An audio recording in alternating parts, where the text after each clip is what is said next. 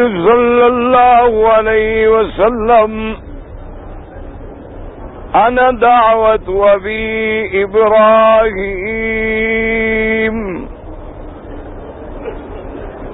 وبشارت اخی عیسیٰ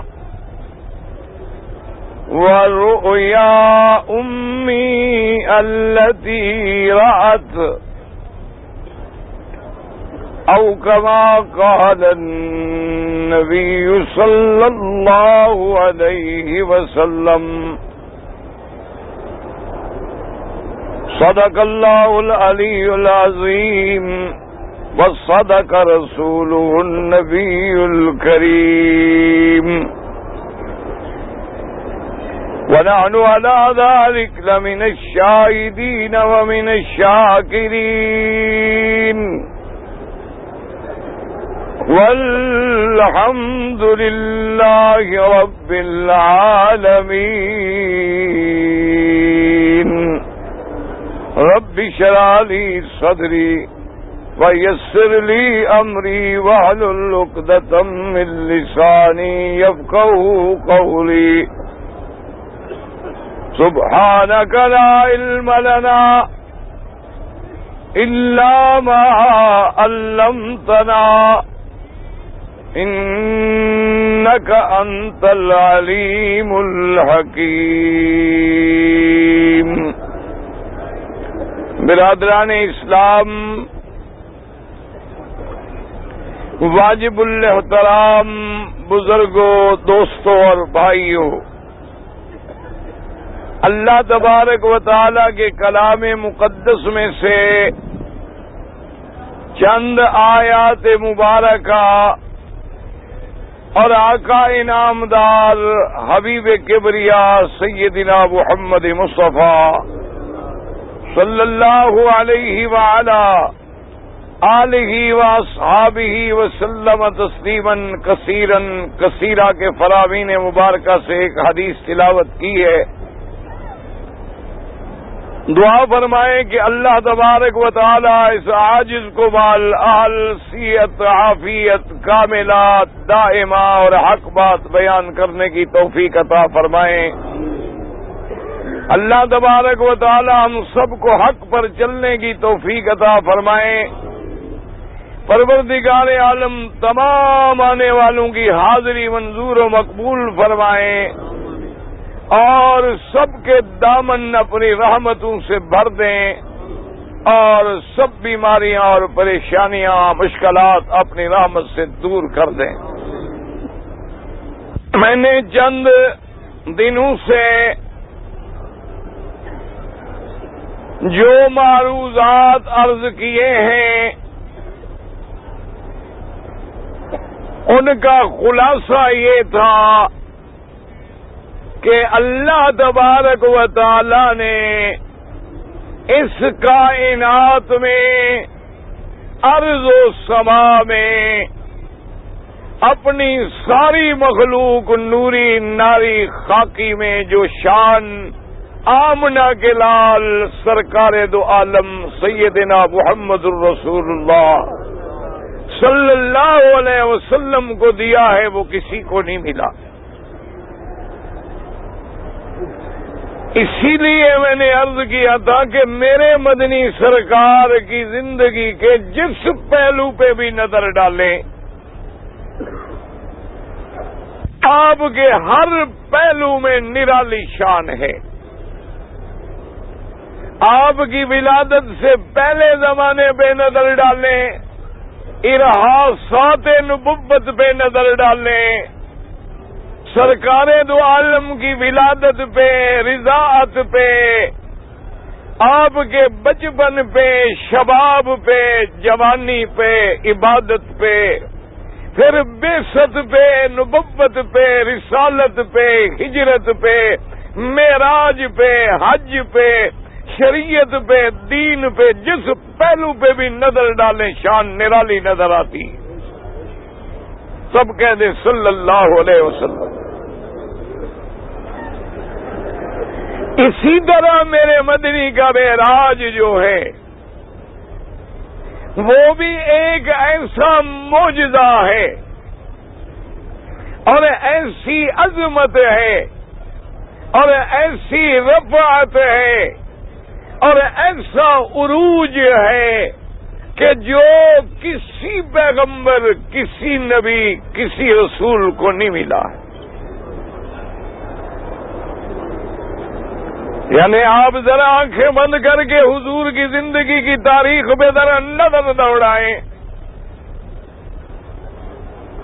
کہ آپ اگر بچپن میں ہیں، ابھی بی بی حلیمہ کے پاس ہیں تو اللہ کے فرشتوں کے پیرے ہیں،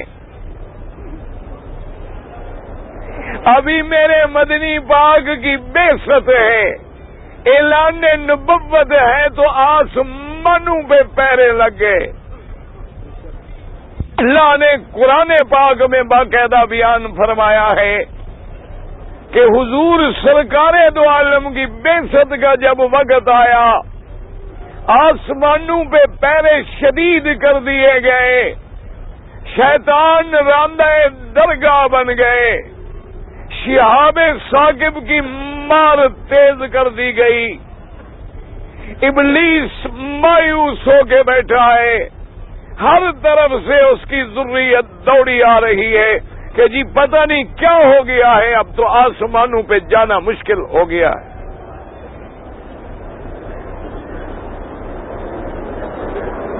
یعنی ابلیس لعین کی پوری فوج میں بالکل کھلبلی مچی ہوئی ہے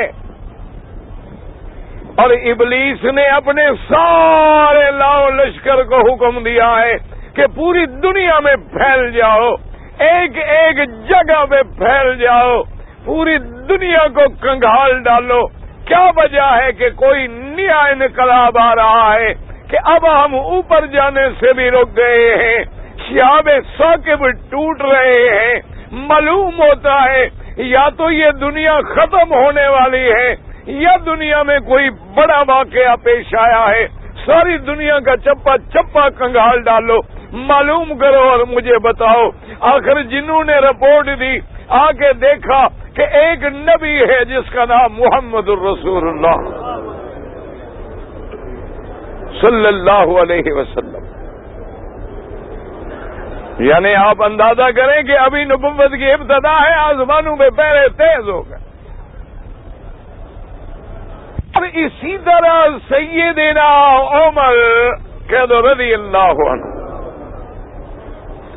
آپ فرماتے ہیں کہ میں سرزمین حرم میں، مسجد الحرام میں، اللہ کے کعبے کی قریب زمزم کی جانب میں لیٹا ہوا تھا اور اس زمانے میں بتوں کا راج تھا۔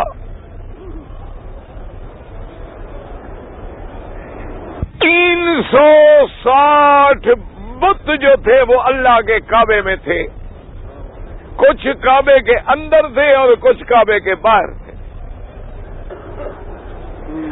اور بعض بتوں کو صفا پہ، مروہ پہ، مختلف مقامات پہ سجایا گیا تھا۔ حضرت عمر کا بھی کفر کا زمانہ ہے اور کہتے ہیں کہ میں لیٹا ہوا ہوں اور عجیب سی آواز ان بتوں کے اندر سے آتی ہے۔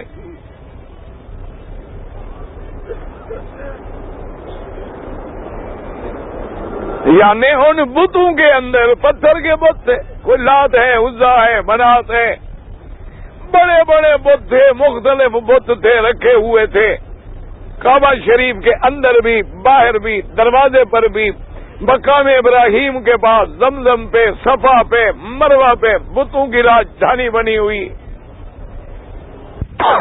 فرماتی ہیں کہ بتوں سے آواز آئی، آواز جو آئی تو یوں معلوم ہوا کہ کوئی بندہ کہتا ہے کہ یا جلی امر النجی رجل فصیح یقول لا الہ الا اللہ۔ آواز آئے گی کہ کوئی پکار کے ایک دوسرے کو کہہ رہا ہے کہ اے فلان ایک نئی بات ہو گئی ہے کہ ایک فصیح اللسان انسان اس سرزمین مکہ میں دعویٰ کرتا ہے اور دنیا کو توحید کی دعوت دے رہا ہے کہ لا الہ الا اللہ، کوئی معبود برحق نہیں مگر اللہ۔ حضرت عمر کہتے ہیں آواز آئی، جو لوگ وہاں سے ڈر کے مارے بھاگ گئے، لیکن میں ٹکا رہا کہ ڈھونڈوں آواز کہاں سے آتی ہے، لیکن کوئی پتہ نہ لگے۔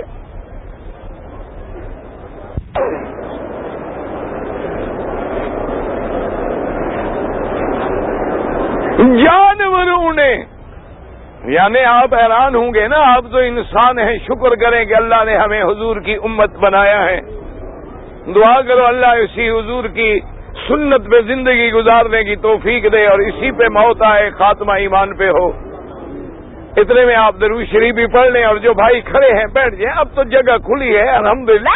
انسان بڑی بات ہے، جنات، حیوان، پرند، اونٹ، بڑے بڑے عظیم جانور سب گواہی دے رہے ہیں محمد الرسول اللہ صلی اللہ علیہ وسلم۔ اور پتھر، پہاڑ، درخت، یعنی کوئی ایک ایسی چیز نہیں ہے۔ ایک صحابی فرماتے ہیں حضور نے مجھے حکم دیا کہ میں نے اپنے قضائے حاجت کے لیے جانا ہے، کوئی جگہ دیکھ کے آؤ جہاں میں چھپ کے بیٹھ سکوں۔ صحابی کہتے ہیں میں گیا، سارے پہاڑ کے دامن میں دیکھ کے آ گیا۔ میں نے کہا حضور وہاں تو کوئی ایسی جگہ نہیں، سب چٹیل میدان ہے، البتہ دور ایک درخت کھڑا ہے اور ایک درخت ادھر کھڑا ہے، اگر وہ دونوں کٹھے ہوتے تو پھر آپ کے پردے کی جگہ بن جاتی بیٹھنے کے لیے، ورنہ وہ بھی دور دور ہیں۔ حضور نے فرمایا میرے صحابی جا کے ان درختوں کو میرا سلام کہہ دو اور حکم دو کہ مل جائیں۔ صلی اللہ علیہ وسلم۔ صحابی کہتے ہیں میں نے جا کے حضور کے حکم کی تعمیل کی، میں نے درختوں کے جا کے کہہ دیا۔ صحابہ فرماتی ہیں جو صحابی دیکھ رہے ہیں وہ کہتے ہیں خدا کی قسم ہے کہ دونوں درخت وہاں سے زمین پھاڑتے ہوئے چل پڑے اور دونوں آگے مل کے کھڑے ہو گئے، میرے مدنی تشریف لے گئے، فارغ ہو کے آئے، فرمایا جا کے کہہ دو اپنی جگہ پہ چلے جائیں، جیسے آئے تھے پھر اپنی جگہ پہ چلے گئے۔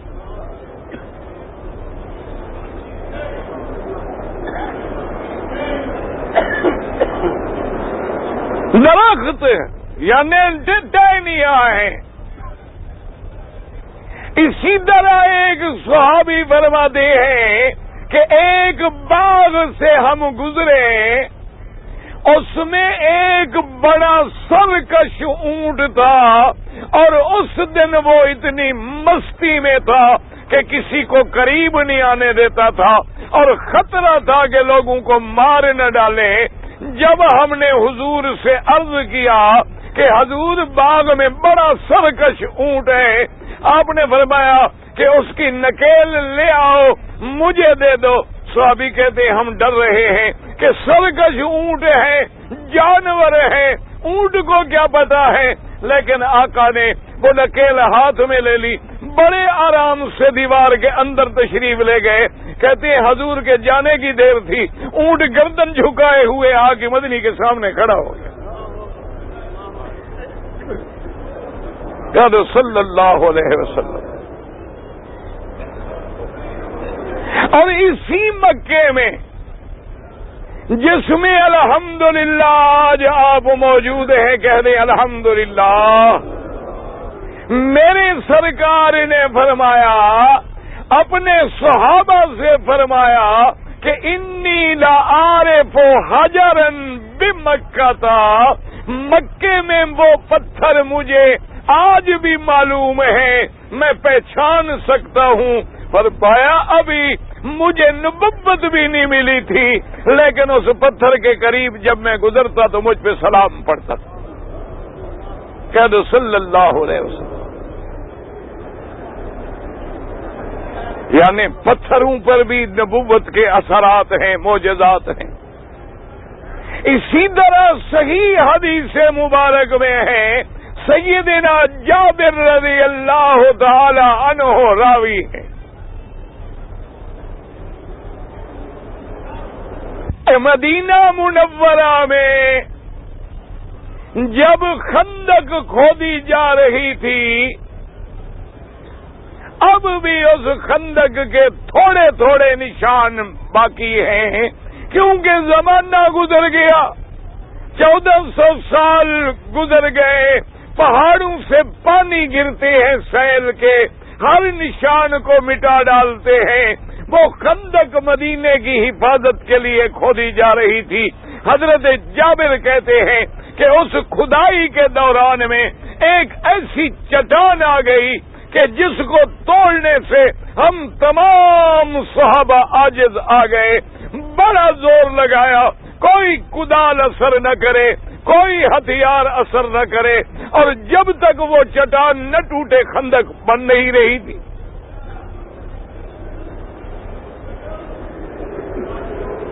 صحابہ نے آ کے عرض کیا کہ یا رسول اللہ، کہہ دو صلی اللہ علیہ وسلم، جب بھی نام آئے درود پڑھا کرو، اللہ کے بندے غفلت نہ کیا کرو، یہ بھی تمہاری خوش نصیبی ہے کہ تمہیں اللہ کے حرم میں بیٹھ کے محمد پاک پہ درود پڑھنے کا موقع مل رہا ہے۔ یہ ہر کسی کو نہیں ملتا، یہ دولت سے نہیں ملتا، یاد رکھو، یہ زور سے بھی نہیں ملتا، نہ بزورو نہ بازاری نہ بزر نہ دولت سے ملتا ہے۔ اگر مکہ مدینہ دولت سے ملتا تو ساری دنیا کا صنعت کار، سرمایہ دار، جاگیردار، ملانر یہاں آ جاتا، اور اگر یہ طاقت سے ملتا تو پہلوان آ جاتے، لیکن یہ اس کی نظر کرم ہے، وہ لانا چاہے تو غریبوں کو لا دے اور محروم کرے تو کروڑ پتیوں کو محروم کر دے۔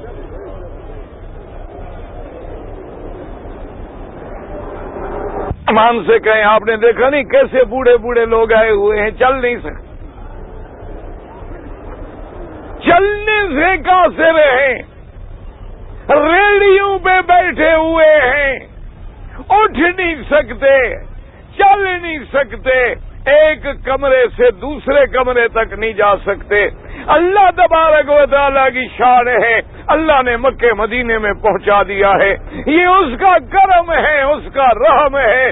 جو آ گئے ہو شکر کرو کہ اللہ نے ہمیں اپنے گھر میں آنا نصیب کر دیا ہے، مکہ مدینہ نصیب کر دیا ہے۔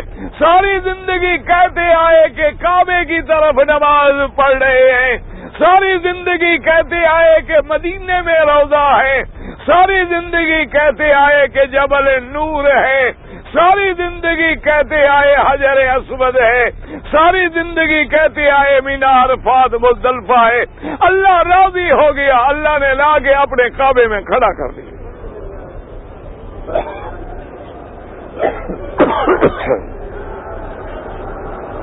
حضور کی خدمت میں صحابہ آئے، انہوں نے عرض کیا کہ یا رسول اللہ صلی اللہ علیہ وسلم، ایک اتنی بڑی چٹان ہے، ہم تو عاجز آ گئے۔ حضور نے فرمایا چلو مجھے دکھاؤ، تو حضور کو دکھلایا گیا۔ صحابی کہتے ہیں حضور نے اپنی چادر مبارک جو تھی وہ خندق کے کنارے پہ رکھی اور کدال ہاتھ میں پکڑی، اور عالم یہ ہے معصوب بحجر، اپنے پیٹ مبارک پہ بھی پتھر باندھا ہوا ہے۔ تم تو ہر نعمتیں کھانے کے باوجود بھی تنگ ہو نا۔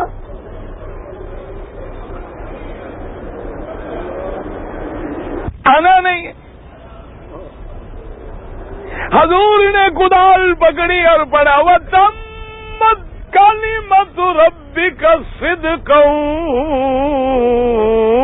وعدلا لا مبدل لکلماتہ وهو السمیع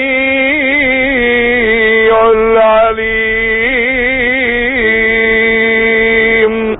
حضور نے اپنے ہاتھ سے کدال پکڑ کے یہ آیت پڑھ کے ضرب ماری۔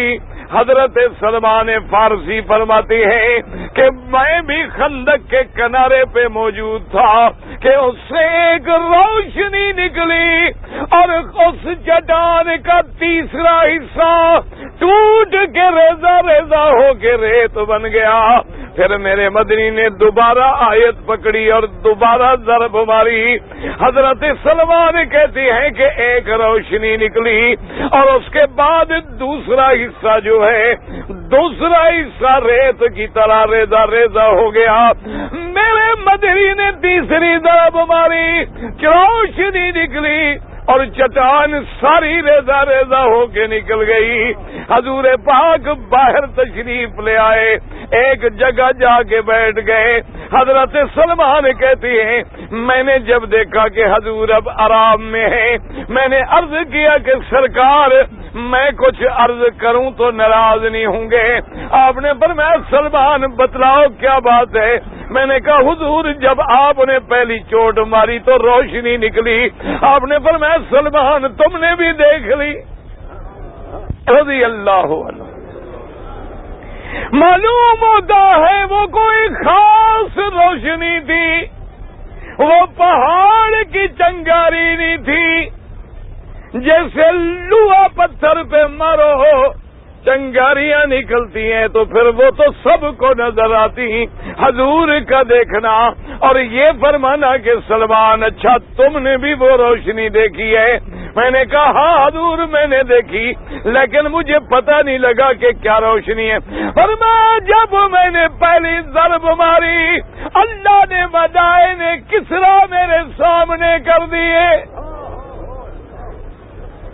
اب چوٹ کہاں لگ رہی ہے؟ مدینے میں، اور روشنیاں کہاں جا رہی ہیں؟ کسرا پہ۔ صحابہ نے کہا حضور دعا کریں، اللہ نے جب آپ کو مدائن کسرا دکھلائے ہیں تو وہاں بھی اسلام پھیلے۔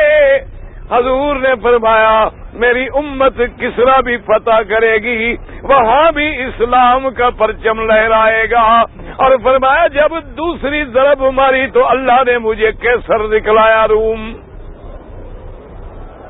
اور فرمایا جب میں نے تیسری ضرب ماری تو حبشہ دکھلایا گیا، لیکن حضور نے فرمایا کہ حبشے والوں کو تم کچھ نہ کہنا، جب تک تمہیں کچھ نہ کہیں کچھ نہ کہنا، اور جب تک تمہیں ترک چھوڑے رکھیں تم بھی چھوڑے رکھنا۔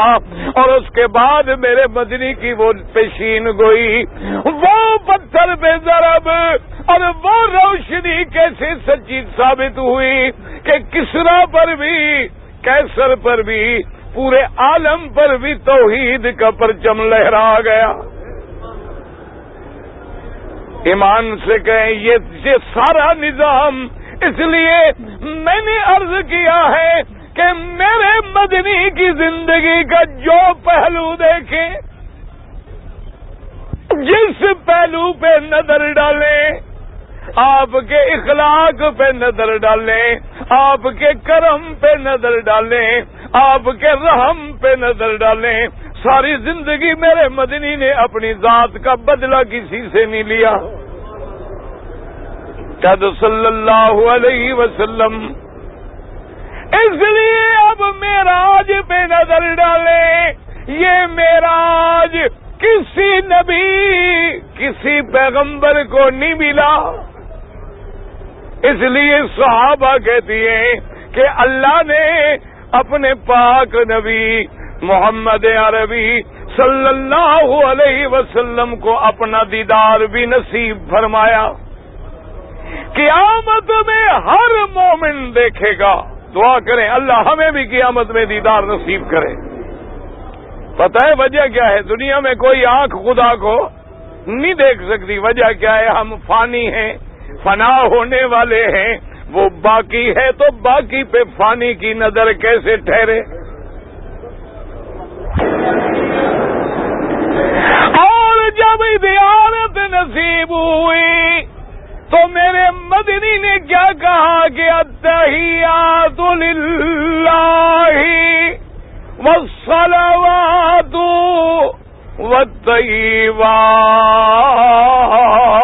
والطیبات، اور اوپر سے کیا جواب ملا؟ السلام علیکا ایھا النبی ورحمۃ اللہ وبرکاتہ. میرے اللہ کا سلام. لیکن افسوس اس بات کا ہے، دعا کر اللہ تبارک و تعالی ہر کلمے پڑھنے والے کی ہدایت کا فیصلہ فرما دے. افسوس اس بات کا ہے کہ میرے بھائیوں نے اس معراج کی عظمت میں بھی اللہ تبارک و تعالی رحمت کرے، یا تو خدا جانے بات سمجھ ان کو نہیں آئی، یا غلط فہمی ہے، یا جہالت ہے، یا ضد ہے، یا اناد ہے، قوم کے عقیدے برباد کر ڈالے. انہوں نے مسئلہ ڈھونڈا، کہتے ہیں السلام علیکہ، کہتے ہیں جناب کاف خطاب کا ہے، اور خطاب مخاطب کو ہوتا ہے جب وہ موجود ہوتا ہے. تو جب ہر نمازی اپنی نماز میں السلام علیکہ ایھا النبی ورحمۃ اللہ وبرکاتہ پڑھتا ہے، اس کا مطلب یہ ہے کہ ہر نمازی کے سامنے اللہ کا نبی موجود ہے. اگر موجود نہ ہوتا تو پھر السلام علیکہ کہنے کا کیا مطلب؟ اللہ رحمت کرے، کہاں کی بات کہاں لے گئے، اور لوگ بیچارے گمراہ ہو گئے.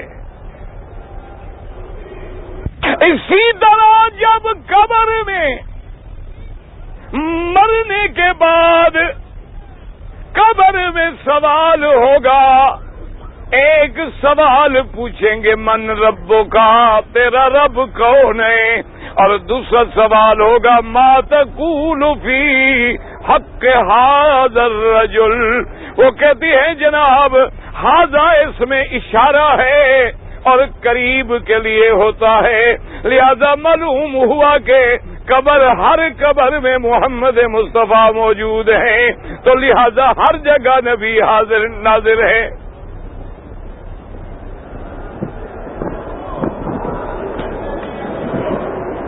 بس دعا کریں، خدا جانے ضد ہے، کیوں مشکل ہے نا، آدمی ضد میں آ جائے نا پھر وہ بھی حق بات سے نہیں رہتا.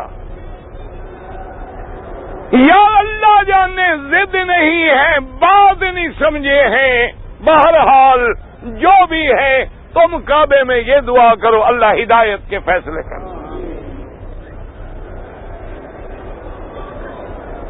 مسلمانوں بات کو سمجھو، اللہ پاک رحمت فرمائے.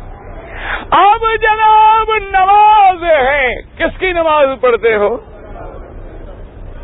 جب آدمی حاضر ہوتا ہے تو کس کی دربار میں؟ یاد رکھو یہاں خطاب کی بات نہیں ہے.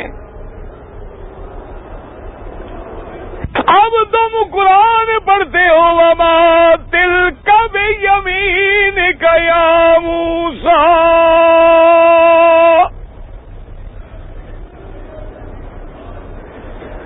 تم قرآن پڑھتے ہو فخلعنا علیک انک بالوادی المقدس طویٰ.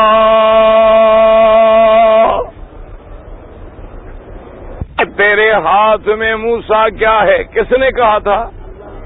ہاں جی، اللہ نے فرمایا کہ موسیٰ علیہ السلام تیرے ہاتھ میں دل کا کاف خطاب کا ہے. کس کو خطاب ہو رہا ہے؟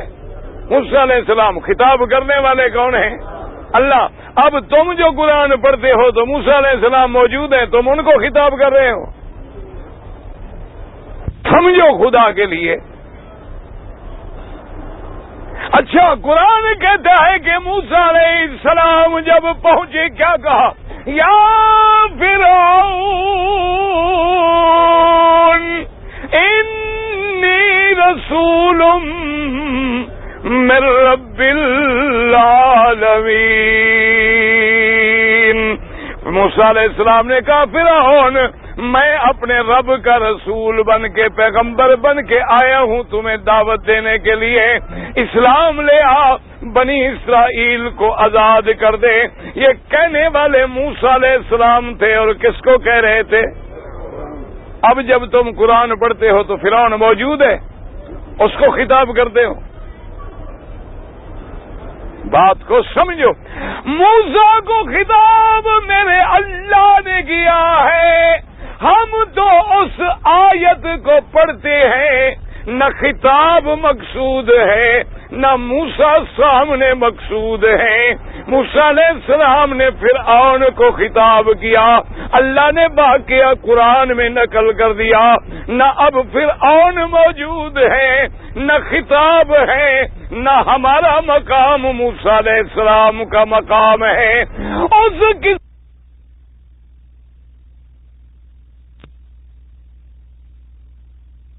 پڑھ رہے ہیں، اسی طرح سمجھو میرے اللہ کی شان دیکھیں۔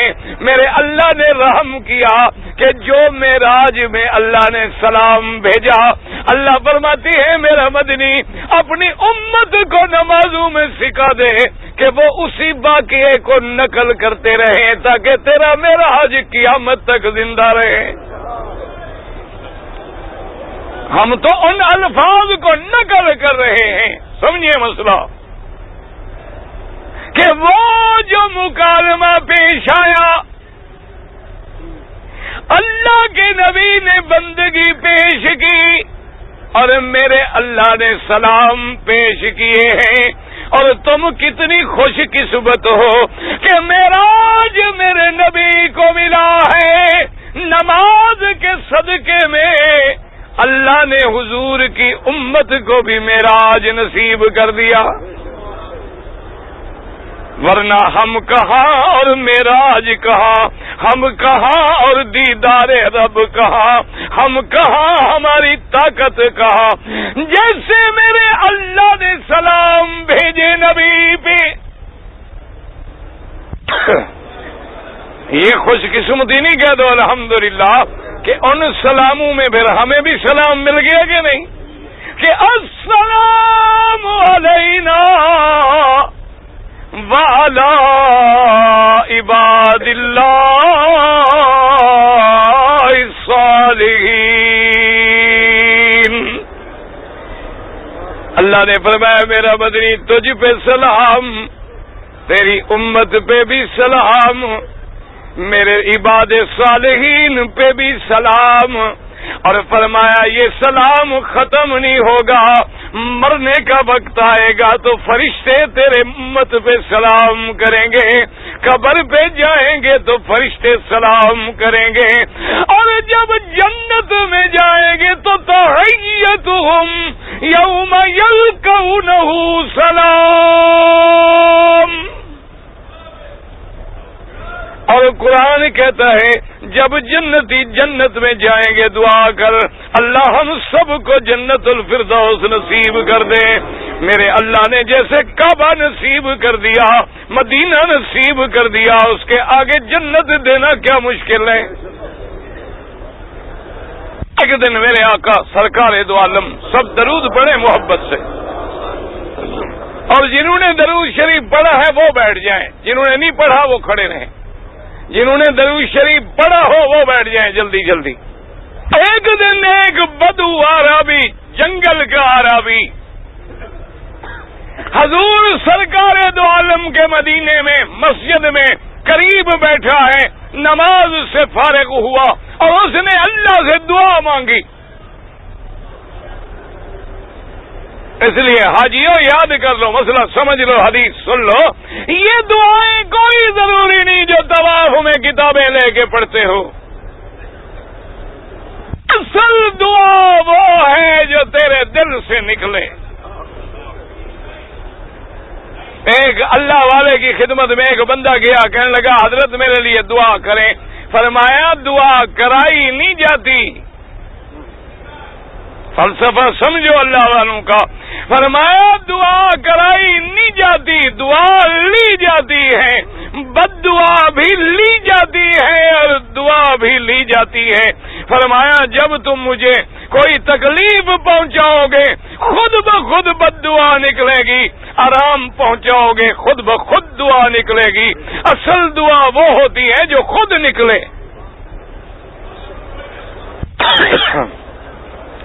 اب جناب اس بدو کی دعا سنے، اسے دعا کی، انہوں نے کہا اللہ میاں تو نے مجھے مفت پیدا کیا ہے. نا ایمان سے کہو ہر بندہ مفت پیدا ہوتا ہے کہ نہیں؟ چلو ماں باپ کی محنت ہوئی، پیسے لگے، تمہارے لگے، ہم تو مفت نکل آئے نا. کہنے لگا اللہ میاں تو نے مجھے مفت پیدا کیا، مفت میں رزق دیا، مفت میں جنت بھی دے دے، کیا محنتیں کرا رہا. فضائق رسول اللہ، حضور مسکرا اٹھے اور میں دیکھو اس نے کیسی دعا مانگی. حضور کو اتنی دعا پسند آئی کہ حضور ہنسے، حضور کو ہنسی آ گئی، خوشی میں حضور مسکرا دیے. آپ نے فرمایا بات تو ٹھیک کہہ رہا ہے. اس نے کہا اللہ میاں تو نے پیدا بھی مفت کیا ہے، رزق بھی مفت دیا، جنت بھی مفت دے دے. اب جنت کے لیے کیا رگڑے کروا رہا ہے؟ تیرے آگے کوئی مشکل ہے بلا؟ ساری زندگی نمازیں پڑھتے رہے اور تو جہنم بھیج دے، کوئی پوچھ سکتا ہے؟ اور ساری زندگی ہم گناہ کرتے رہے اور تو جنت بھیج دے، کوئی روکنے والا ہے؟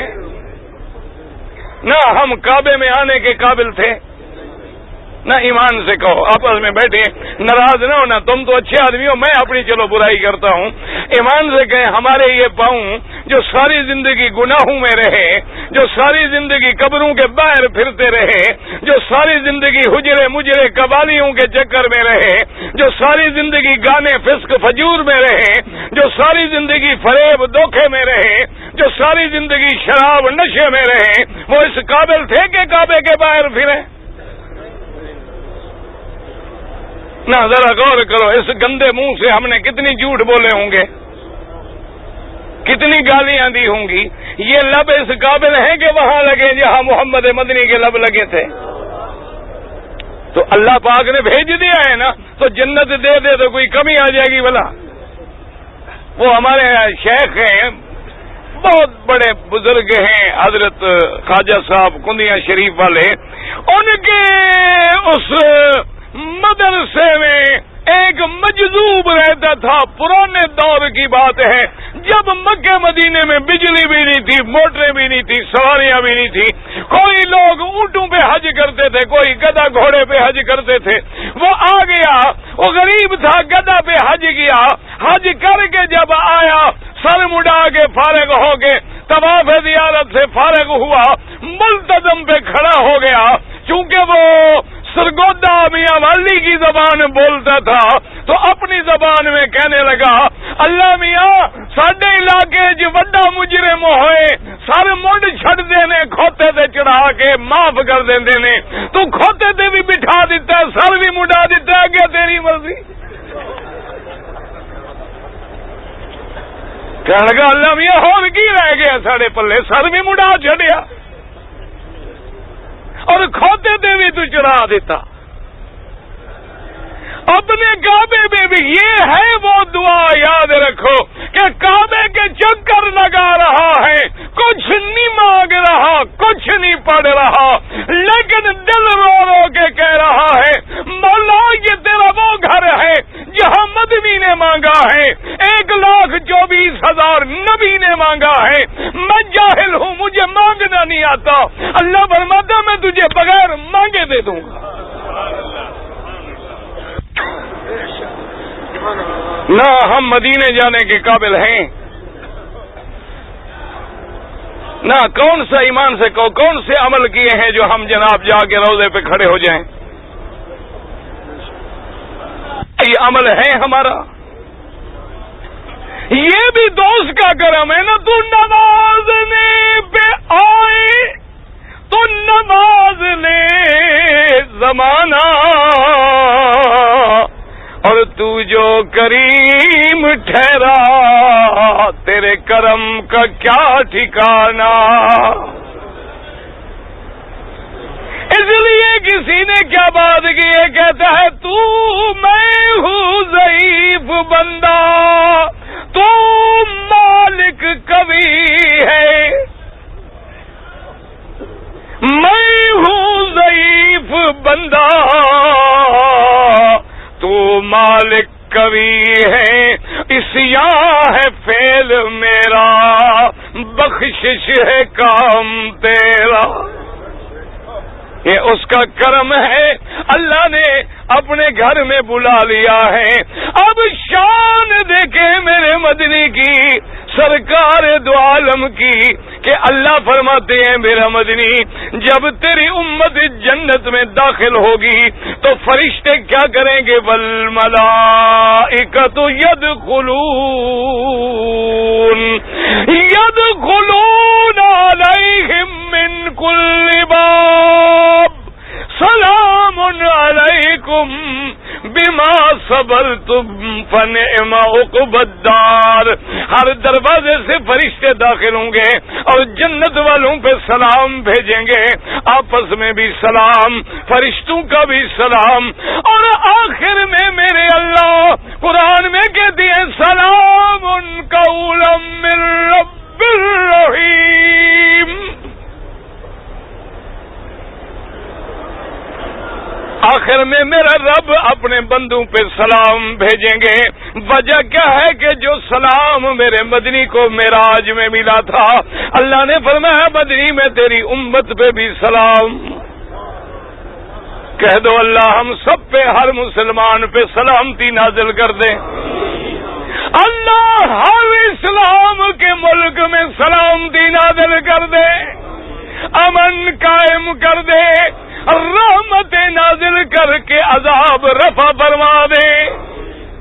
میرے مدنی یاد رکھو جب ہم نماز پڑھتے ہیں یہ عقیدہ نہ رکھنا کہ حضور سامنے ہیں یا موجود ہیں، کیونکہ حاضر ناظر ہونا یہ اللہ کی صفت ہے، کسی پیغمبر کی صفت نہیں، بلکہ یہ اسی معراج کے قصے کو ہم نقل کر رہے ہیں. اس لیے اس کے فوراً بعد کیا کہا گیا؟ اشہد اللہ الہ الا اللہ واشہد ان محمدا عبدہ ورسولہ. اللہ نے فرمایا کہیں معراج کی عظمت دیکھ کے میرے مدنی کی امت گمراہ نہ ہو جائے، فوراً نماز میں اقرار کرے کہ میں گواہی دیتا ہوں تیرے سوا کوئی معبود نہیں ہے، اور مدنی محمد تو تیرا عبد ہے، تیرا رسول ہے. جو عبد ہے وہ معبود نہیں بن سکتا، جو مخلوق ہو وہ خالق نہیں بنتا. سمجھے مسئلہ، ورنہ نماز میں اس کے پڑھنے کی کیا ضرورت تھی؟ کیوں معراج کو جو دوہرا رہے تھے تو کہیں اس میں آ کے کوئی بندہ صحیح عقیدے سے نہ بھٹک جائے. وہ اسی کا قائل ہو کہ مدنی عبد بھی ہے. صلی اللہ علیہ وسلم. اور جب ہم نے عقیدے کا اظہار کر دیا، اللہ نے حکم دیا اب میرے نبی پہ درود بھیجو کہ اللہم صلی علی. کیا درود پڑھتے ہو نماز میں؟ پڑھ لو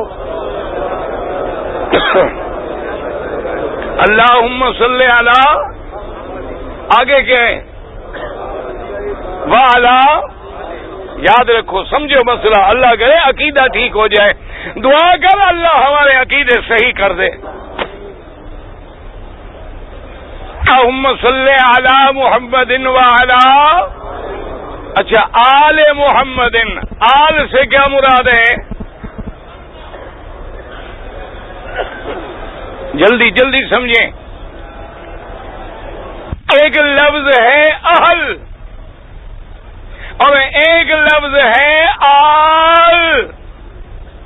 یہاں اللہ نے یہ نہیں کہا کہ اللہم صلی علی محمد محمد وعلی آل محمد نانا آل محمد. میرے بعض بھائی تو یہاں بھی دھوکہ کھا گئے. انہوں نے کہا آل سے مراد صرف 5 تن پاک ہے، باقی تو کوئی آل ہے نہیں.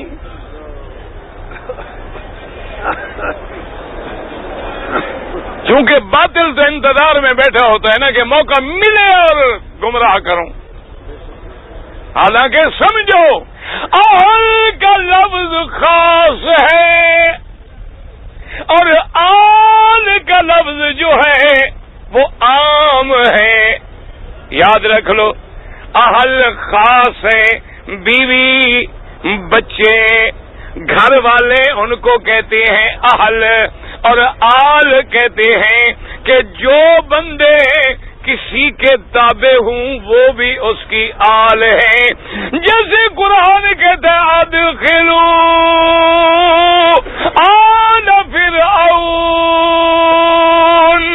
آل فرعون اشد العذاب.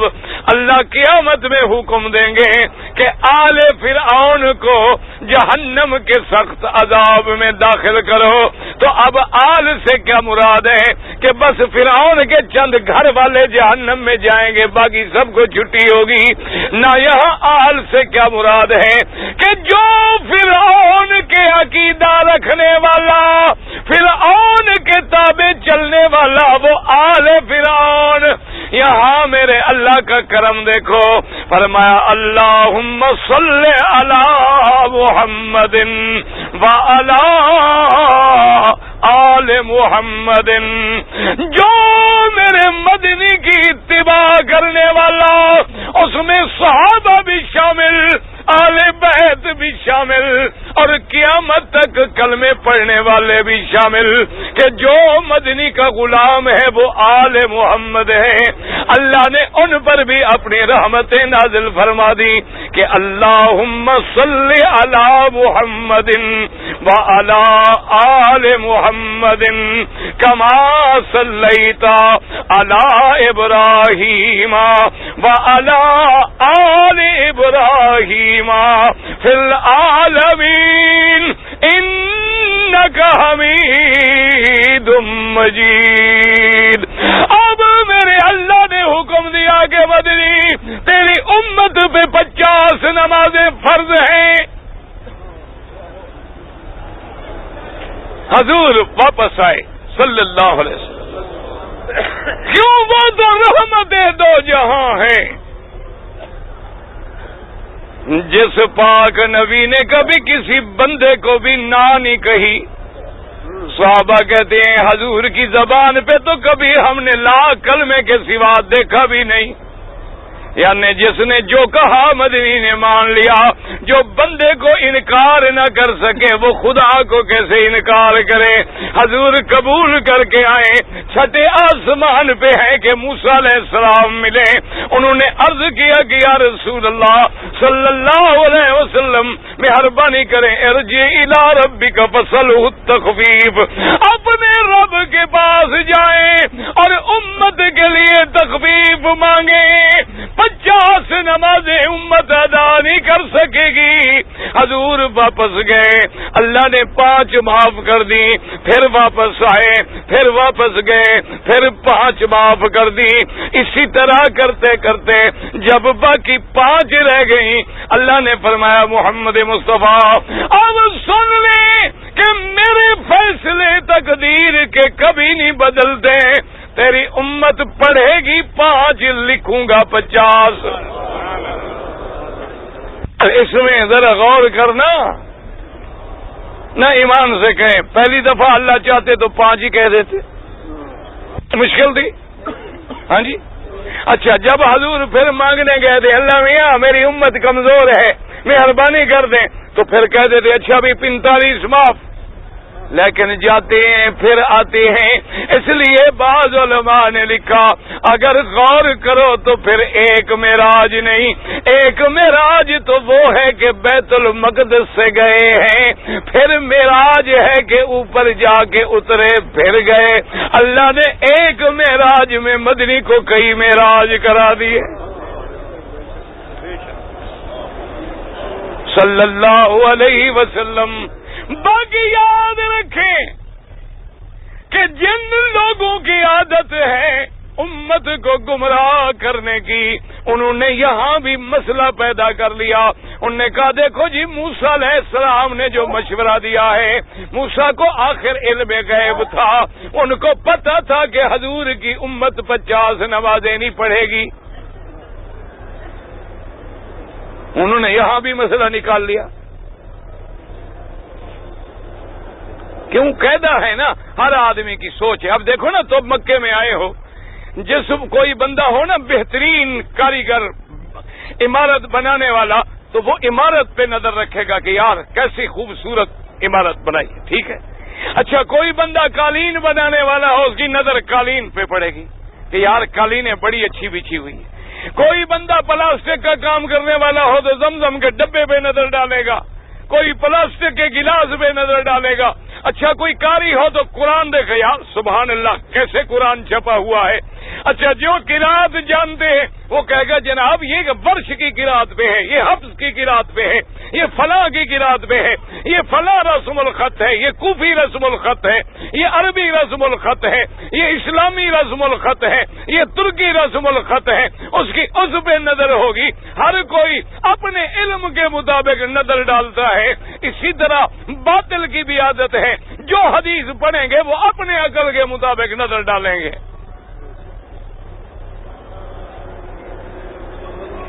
سمجھو مسئلہ. اچھا موسیٰ علیہ السلام کو علم غیب تھا کہ حضور کی امت 50 نمازیں نہیں پڑھ سکے گی. چلو یہاں فیصلہ کرو کہ موسیٰ علیہ السلام کو علم غیب تھا، یعنی میرے مدنی کو تو نہیں تھا نا. یہی بات ختم ہو گئی نا. بھئی اگر حضور کو ہوتا تو حضور پہلے مانگ لیتے نا، جی میری امت 50 نہیں پڑھ سکتی، میرا اللہ بھی مہربانی کر. یعنی اللہ کے نبی کو نہیں تھا اور موسیٰ کو تھا. سبحان اللہ. تو افضل موسیٰ علیہ السلام ہیں کہ محمد مصطفیٰ ہیں؟ تمہارے باطل ہوتا ہے، وہ کسی جاہل کو دھوکہ دے سکتا ہے، علم والے کو دھوکہ نہیں دے سکتا. یاد رکھو علم غیب میرے اللہ کی صفت ہے. موسیٰ علیہ السلام بنو اسرائیل کی آزمائش کر چکے تھے، ایک امت سے گزارا کر چکے تھے. ان کے تجربے کی بنا پہ مدنی کی خدمت میں عرض کر رہے تھے کہ حضور میری امت میں 3 نمازیں تھیں، وہ ان 3 میں بھی سستی کرتے تھے، تو آپ کی امت تو بعد میں آنے والی ہے، وہ 5 کیسے ادا کریں گی؟ یہاں کوئی غیب کا مسئلہ نہیں تھا، یہاا ایک تجربے کی بات تھی. اور دراصل میرے اللہ نے مدنی کو معراج کرانے تھے. کہہ دو صلی اللہ علیہ وسلم. سرکار دو عالم صلی اللہ علیہ وسلم فرماتے ہیں کہ میں نے 7ویں آسمان پہ ایک گھر دیکھا اور اس کے ساتھ ٹیک لگا کے بیٹھنے والا ایک بزرگ دیکھا جن کی داڑھی مبارک سینے تک تھی. اور مدنی پاک فرماتے ہیں صحابہ سے کہ وہ اتنا خوبصورت بزرگ تھے، ایسی پیاری شکل تھی. فرماتے ہیں کہ میں کیا جمال بیان کروں، یوں سمجھ لو کہ تمہارے نبی محمد مدنی سے ملتی تھی. کیا تو صلی اللہ علیہ وسلم. حضور نے جبریل سے پوچھا ما ھذا، جبریل یہ کیا گھر ہے؟ جبریل نے کہا حضور یہ بیت المعمور ہے، آسمانوں میں کعبہ ہے. اور یاد رکھو یہی کعبہ جو ہے اس کا حکم آسمانوں سے ہے. جو آسمانوں میں کعبہ ہے اگر اللہ اپنی قدرت سے اس کو نیچے اتارے تو اسی کعبے کے اوپر آ جائے گا. یہی کعبہ، زمینوں میں بھی یہی کعبہ، آسمانوں میں بھی یہی کعبہ. اور دیکھو شان کعبے کی. تم تو الحمدللہ روز طواف کر لیتے ہو، خوش نصیب ایسے بھی ہیں جو دن میں 10 طواف کر لیتے ہیں، ایسے بھی ہیں جو زیادہ کر لیتے ہیں. لیکن جو آسمانوں میں کعبہ ہے، جبریل نے عرض کیا حضور 70,000 فرشتہ روزانہ اس کعبے کا طواف کرتا ہے، اور جس نے ایک دفعہ کر لیا پھر قیامت تک نمبر نہیں ملے گا۔ تو ہم خوش نصیب ہیں نا، اللہ کے کعبے میں رات کو دل کرے دن کو دل کرے طواف کر رہے ہیں۔ حضور نے فرمایا کہ جبریل من ھذا الرجل، یہ بندہ کون ہے جو کعبے سے ٹیک لگا کے بیٹھے ہیں اور سامنے نوجوان بچے ہیں؟ حضرت جبریل نے عرض کیا ھذا ابوک ابراہیم۔ جبریل نے عرض کیا میرا بدنی یہ تو آپ کے ابا سیدنا ابراہیم بیٹھے ہیں، آپ چلیں اپنے ابا کو سلام کہیں۔ حضور فرماتے ہیں میں نے آ کے سلام عرض کیا، ابراہیم علیہ السلام نے جواب دیا مرحبا بالابن الصالح والنبی الصالح، فرمایا میں اپنے بیٹے کو اللہ کے نبی کو مرحبا کہتا ہوں۔ خدا کی شان ہے، علماء نے لکھا ہے، علماء پہ اللہ کروڑوں رحمتیں نازل فرمائے، اللہ جو مر گئے ان کی قبروں پہ نور بھر دے، اور جو زندہ ہیں اللہ ان کی حفاظت فرمائے، ان کے درجات بلند فرما دے۔ کتنی عجیب بات لکھی ہے، انہوں نے لکھا کہ رب کریم نے ابراہیم خلیل کو اپنے کعبے کا معمار بنایا، زمین والے کعبے کا معمار بھی خلیل اللہ، اللہ نے آسمانوں کے کعبے کے ساتھ بھی خلیل کا ڈیرا لگا دیا کہ میرے کعبے کا بانی ہے تو کعبے کے ساتھ رہے۔ اور بعض علماء نے کتنی پیاری بات لکھی، انہوں نے کہا کہ خلیل اللہ نے مشرکین کے اوثان توڑے، بتوں کو توڑا۔ یہ سیدنا خلیل کا کمال تھا کہ سارے بتوں کو توڑ کے سب کو چھوڑ کے اللہ کے بن گئے۔ اللہ نے فرمایا خلیل تو نے میرے لیے سب کو چھوڑا ہے تو میں زندگی میں بھی، زندگی کے بعد بھی، عالم برزخ میں بھی، عالم جنت میں بھی تجھے اپنے گھر کے ساتھ ڈیرا دیتا ہوں۔ تم نے میرے لیے گھر چھوڑا، باپ چھوڑا، ماں چھوڑی، وطن چھوڑا، اور اعلان کر دیا انی مہاجر الی ربی، اعلان کر دیا خلیل اللہ نے کہ اے قوم میں سب کو چھوڑ کے اپنے اللہ کی طرف جاتا ہوں۔ پھر اللہ پاک نے بھی کیسی شان بخشی ہے کہ یہاں بھی کعبے کے ساتھ ڈیرا ہے، مقام ابراہیم۔ بلکہ میں کہا کرتا ہوں کہ میرے مولا کی شان دیکھو، مکے میں جب حاجی آتا ہے جہاں جائے خلیل کی یاد تازہ ہوتی ہے۔ ایمان سے کہیں ہے کہ نہیں؟ جب کعبے پہ نظر پڑے تو خلیل یاد آتے ہیں کہ نہیں آتے؟ مقام ابراہیم پہ 2 رکعت پڑھو تو خلیل، اچھا صفا مروہ دوڑو تو ابراہیم خلیل، اچھا مینا میں قربانی دو تو ابراہیم خلیل، کنکریاں مارو تو ابراہیم خلیل۔ اللہ تبارک و تعالیٰ کے نبی آمنہ کے لال جنت میں تشریف لے گئے، جنت کی سیر کی، اور پھر اللہ نے جیسے آسمانوں پہ اٹھایا اسی طرح پھر بیت المقدس میں اترے، اور خدا کی شان دیکھیں کہ جیسے جاتے ہوئے 1,24,000 نبی نے استقبال کیا۔ جب میرا مدنی آسمانوں سے اترے ہیں پھر بھی 1,24,000 نبی استقبال میں کھڑے ہیں۔ اللہ فرماتے ہیں ابھی رات باقی تھی، ہم نے مدنی کو مکے میں بھی پہنچا دیا، اور صبح کو جب حضور نے اعلان کیا، کتابوں میں موجود ہے کہ سارے مکے کے مشرکین دوڑ کے اکٹھے ہو گئے، حضور کے پاس آئے اور آ کے کہنے لگے کہ یا رسول اللہ صلی اللہ علیہ وسلم آپ رات بیت المقدس بھی گئے، فرمایا میں گیا، آسمانوں پہ بھی گئے، فرمایا کہ میں گیا ہوں۔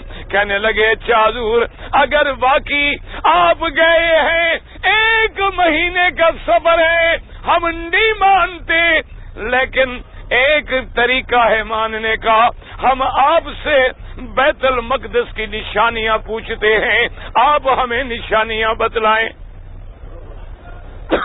نہ ایمان سے حاجی، تم حج پڑھنے آئے ہو، ایمان سے کو حج پڑھنے آئے ہو یا حرم کے دروازے گن رہے ہو؟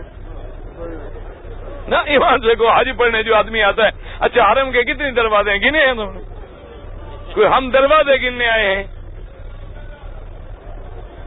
نہ حضور معراج جو تشریف لے گئے تو بیت المقدس کے دروازے گننے گئے تھے؟ اللہ صحیح حدیث میں لفظ ہیں، پتہ ہے حضور کیا فرماتے ہیں؟ حضور فرماتے ہیں کرب تو کلمتن، کہ مجھے اتنی تکلیف ہوئی کہ زندگی میں کبھی ایسی پریشانی نہیں ہوئی کہ دشمن کہتی ہیں بیت المقدس کے بارے میں بتاؤ، میں کوئی بیت المقدس کی نشانی ہے تو یاد کرنے نہیں گیا تھا، اب ان کو کیا جواب دوں، میں پریشان بیٹھا ہوں۔ اللہ نے فرمایا کہ جبریل جا کے میرے مدنی سے کہہ دو کہ میرا مدنی گھبرانے کی کیا ضرورت ہے، تیرا رب تجھے معراج کرا سکتا ہے، ہم بیت المقدس کو اٹھا کے تیرے سامنے کر دیتے ہیں۔ اب کافروں سے کہہ دو کہ جو پوچھنا ہے پوچھو، کیا پوچھتے ہو؟ حضور نے فرمایا بیت المقدس سامنے ہے، آپ نے فرمایا مکے والوں سوال کرو، کیا پوچھنا چاہتے ہو؟ جو بھی پوچھ رہے ہیں حضور بتلا رہے ہیں۔ اب انہوں نے دیکھا کہ یہ تو ساری نشانیاں سچی ہیں، کہنے لگے اچھا ہمارا ایک قافلہ گیا تھا شام، تجارت کا قافلہ ہے، وہ آپ کو ملا تھا، حضور پاک کے سامنے اللہ نے رستہ بھی کھول دیا۔ حضور نے فرمایا مکے والوں جب قافلہ واپس آئے ان سے پوچھ لینا، میری براق جب گزری تو تمہارے قافلے کی ایک اونٹنی دوڑی اور سوار گر گیا، اس کی ٹانگ بھی ٹوٹ گئی، وہ لنگڑا بھی پہنچ جائے گا۔